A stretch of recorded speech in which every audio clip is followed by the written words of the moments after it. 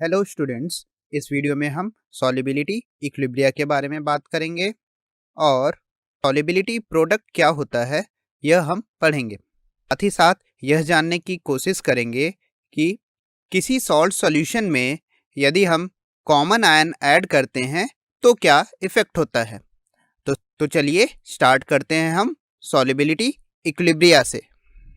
हमने last chapter में पढ़ा है कि किसी भी सब्सटेंस की सॉल्युबिलिटी दो चीज़ों पे डिपेंड करती है, जिसमें एक होती है लैटिस एनर्जी।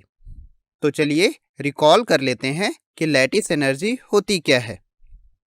किसी भी आयनिक कंपाउंड के एक मोल को सॉलिड स्टेट से फ्री गैसियस आयंस बनाने में जो एनर्जी लगती है उसे ही हम लैटिस एनर्जी कहते हैं। चलिए इसे हम NaCl के एग्जाम्पल से समझते हैं। यदि हम NaCl की लैटिस को देखें तो वह हमें कुछ इस तरह दिखता है। इसमें Na+ आयन को चारों तरफ से Cl- आयन सराउंड करके रखता है, वहीं Cl- आयन को चारों तरफ से Na+ आयन सराउंड करके रखता है। यदि हम इस लैटिस को ब्रेक करके फ्री गैसियस टायंस और अनायंस बनाते हैं, इस प्रोसेस में जो एनर्जी लगेगी उसे ही हम लैटिस एनर्जी कहेंगे। NaCl की लैटिस एनर्जी 787 किलोजूल पर मोल होती है। किसी भी सब्सटेंस की सॉल्युबिलिटी हाइड्रेशन एनर्जी पर भी डिपेंड करती है। किसी भी सब्सटेंस या आयन को वाटर द्वारा कंप्लीटली हाइड्रेट करने के दौरान जो एंथैल्पी चेंज होती है उसे ही हम उस सब्सटेंस या आयन का हाइड्रेशन एंथैल्पी कहते हैं। जैसे कि Na+ गैसियस आयंस को चारों तरफ से वाटर मॉलिक्यूल सराउंड करके एक्वस सोडियम आयन बनाने में जो एंथैल्पी चेंज होगी उसे ही हम सोडियम आयन की हाइड्रेशन एंथैल्पी कहेंगे, जो कि -406 किलोजूल पर मोल आती है। हम यह जानते ही हैं कि किसी भी temperature pressure per unit volume of solvent में हम जितना मैक्सिमम सॉल्यूट डिसॉल्व कर सकते हैं उसे ही सॉल्यूट की सॉल्वेंट में सॉल्युबिलिटी कहा जाता है।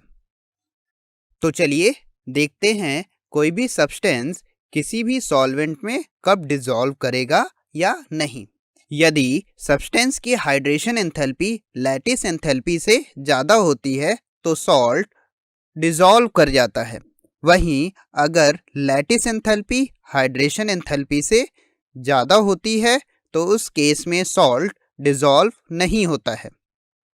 सॉल्युबिलिटी के बेसिस पर हम सॉल्ट को 3 कैटेगरी में क्लासिफाई कर सकते हैं, जिसमें पहली कैटेगरी होती है सॉल्युबल सॉल्ट्स।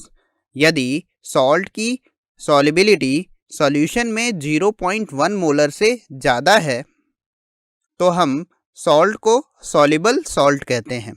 वहीं अगर सॉल्युबिलिटी 0.01 मोलर से 0.1 मोलर के बीच में है तो हम सॉल्ट को स्लाइटली सॉल्युबल सॉल्ट कहते हैं।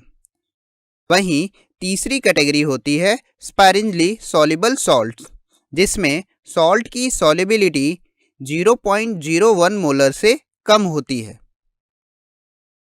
यदि हम एक स्पैरिंजली सॉल्युबल सॉल्ट AB लें और उसे वाटर में डिसॉल्व करें तो सॉल्ट की सॉल्युबिलिटी बहुत कम होने के कारण डिसॉल्व्ड और अनडिसॉल्व्ड सॉल्ट के बीच में एक इक्विलिब्रियम एग्जिस्ट करता है, जिसे हम सॉल्युबिलिटी इक्विलिब्रिया कहते हैं।